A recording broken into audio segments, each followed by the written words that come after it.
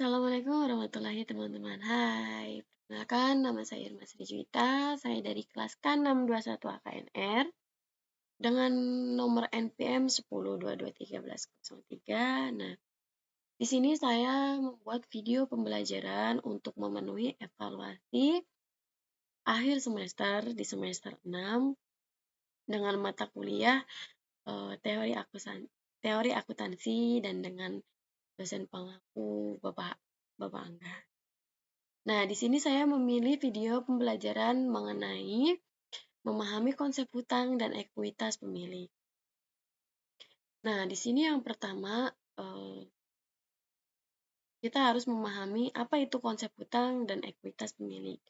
Nah, hutang dan ekuitas pemilik merupakan dua komponen yang penting dalam struktur model perusahaan, di mana memahami definisi, jenis, dan hubungan antara keduanya ini juga sangat penting bagi keberlangsungan pertumbuhan bisnis, yang dimana kita harus memahami dulu nih, apa sih definisi dari konsep hutang dan ekuitas pemilik dan jenis-jenisnya, dan apa sih hubungan dari keduanya ini.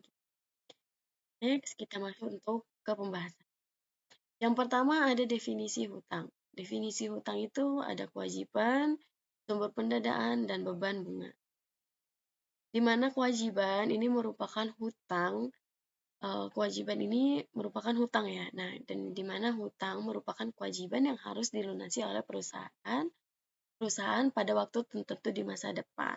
Di mana hutang ini yang dimaksudkan adalah kita memiliki pinjaman ya kepada rekan atau kepada kolega-kolega kita yang lain dan yang harus dibayarkan, dan ini adalah kewajiban kita sebagai perusahaan dan pengelola bisnis. Yang kedua ada sumber pendanaan. Nah, sumber pendanaan ini adalah hutang dapat menjadi sumber pendanaan bagi perusahaan untuk membiayai operasional dan investasi. Yang dimana yang dimaksudkan hutang ini bisa menjadi dana kita adalah sebagaimana kita bisa meminjam dana sebagai pendapatan kita atau sebagai modal kita untuk membiayai operasional dan investasi kita dalam menjalankan bisnis yang akan kita jalankan gitu, atau penjualan produk atau penjualan jasa yang akan kita jalankan dan tetap harus dibayarkan ya. Nah, di sini yang ketiga ada beban bunga. Nah, beban bunga ini adalah penggunaan hutang yang akan melibatkan beban bunga yang harus ditanggung oleh perusahaan. Pasti sih, asal di mana ada hutang pasti ada bunga ya, di mana bunga itu juga harus dibayarkan oleh perusahaan karena pasti kita juga sudah membaca perjanjian hutang juga dengan kolega yang kita hutangi gitu, dan itu sudah menjadi perjanjian yang ada sih, pasti harus ada beban bunganya juga. Nah, di sini kita memahami untuk jenis-jenis hutang. Yang pertama adalah hutang jangka pendek. Nah, hutang jangka pendek ini adalah hutang yang harus dilunasi dalam waktu kurang lebih dari 1 tahun, seperti hutang dagang dan hutang wes. Berarti jelas ya, di sini adalah hutang jangka pendek adalah hutang yang harus dilunasi dalam kurun jangka kurang dari 1 tahun. Dan yang kedua ada hutang jangka panjang. Hutang jangka panjang ini merupakan hutang yang harus dilunasi dalam waktu lebih dari 1 tahun. Misalkan obligasi dan pinjaman bank. Nah, pinjaman bank kan rata-rata pasti lebih dari 1 tahun ya. Ada yang 5 tahun, ada yang 3 tahun gitu. Nah, ini termasuknya ke dalam hutang jangka panjang. Dan yang ketiga ada hutang kontingensi. Hutang kontingensi adalah hutang yang muncul jika terjadi peristiwa tertentu, seperti jaminan dan garansi. Nah, kan perusahaan kita menyediakan garansi nih atau jaminan gitu kan. Pasti kan ada salah satu dari customer kita atau ada beberapa dari customer kita yang mengalami kerugian gitu, dan kita kan sudah mengadakan jaminan ya dan garansinya itu dari perusahaan kita gitu, dan ini terjadi karena adanya jaminan dan garansi. Itu muncul, hutang itu muncul karena adanya jaminan dan garansi dari apa yang sudah kita sepakati gitu. Itu pasti ada sih dan pasti terjadi. Next, di sini ada definisi dari ekuitas pemilik. Nah, ekuitas pemilik ini yang pertama adalah kepemilikan. Ekuitas pemilik merupakan hak kepemilikan pemegang saham atau aset perusahaan setelah dikurangi kewajiban. Berarti kepemilikan adalah hak dari pemegang saham gitu. Setelah semuanya dikurangi kewajiban. Berarti setelah semuanya dikurangi dari hasil yang dia dapatkan, dikurangi dengan eh, apa kewajiban-kewajiban yang ada dan yang merupakan atau bisa disebut juga dengan biasanya gaji bersih ya atau pendapatan bersihnya itu merupakan kepemilikan dari uh, pemegang saham gitu. Tapi sudah bersih dari dan dikurangi oleh kewajiban-kewajiban yang ada.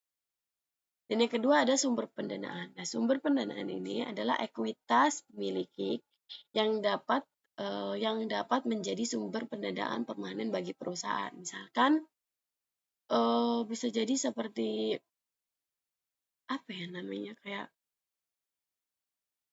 memberikan modal gitu ya, mungkin memberikan modal kepada perusahaan yang dilakukan oleh pemilik perusahaan itu sendiri. Nah, yang ketiga ini adalah bagi hasil. Bagi hasil yang dimana pemegang saham berhak atas laba yang dihasilkan oleh perusahaan dalam bentuk dividen. Yang dimaksud dividen adalah yang sudah jelas-jelas kita dapatkan ya, dan itu bisa dibagi hasil. Karena kan ada juga nih pemegang saham berhak untuk mendapatkan hasil dari perusahaan atau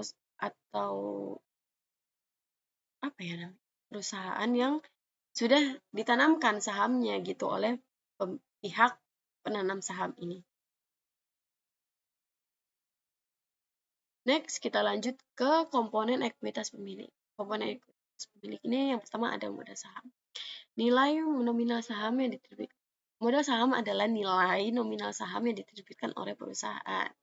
Nah, misalkan perusahaan menerbitkan modal saham sebesar 100 juta. Berarti itu adalah salah satu masuk ke komponen ekuitas pemilik. Yang kedua adalah laba ditahan. Nah, laba ditahan ini adalah laba yang tidak dibagikan ke pemegang saham. Yang ketiga ada selisih penilaian kembali. Selisih penilaian kembali ini berarti merupakan nilai aset atau liabilitas perusahaan. Nah, di sini kita maksud nih, apa hubungan hutang dan ekuitas pemilik? Nah, hubungannya adalah yang pertama pendanaan. Hubungan hutang dan ekuitas pemilik merupakan sumber pendanaan bagi perusahaan. Berarti kan eh, apa ya, dua komponen ini bersangkutan nih untuk pendanaan bagi perusahaan gitu. Dan yang kedua ada pengendalian, di mana hutang tidak memberikan hak pengendalian bagi kreditor, sedangkan ekuitas pemilik memberikan hak pengendalian bagi pemegang saham. Di sini sudah jelas ya, yang mana kreditor itu tidak diberikan hak pengendalian oleh hutang, atau hutang tidak memberikan hak pengendalian bagi kreditor, dan sedangkan ekuitas pemilik ini memberikan hak bagi pengendali pemegang saham. Nah, yang ketiga ada resiko yang dimana penggunaan hutang akan meningkatkan resiko perusahaan.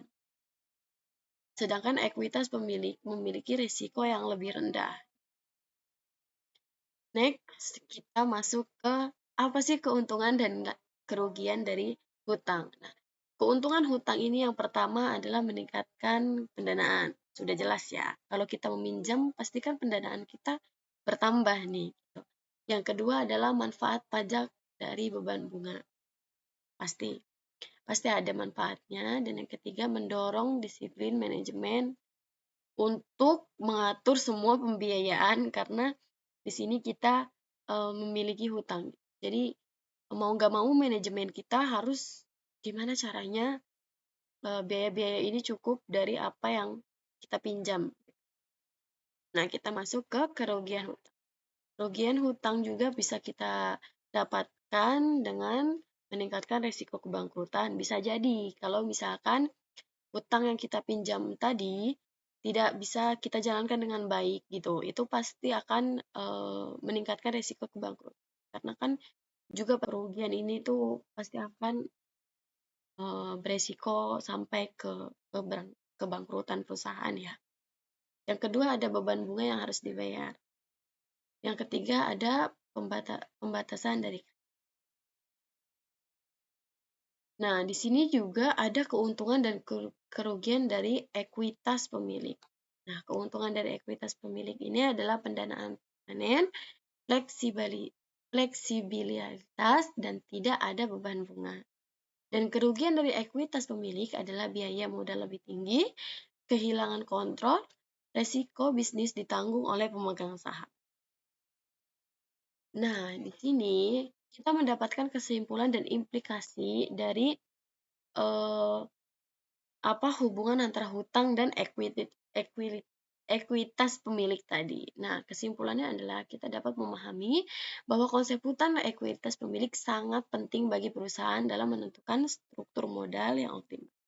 Karena keseimbangan antara keduanya akan memaksimalkan nilai perusahaan dan mendukung pertumbuhan jangka panjang yang akan didapatkan oleh sebuah perusahaan.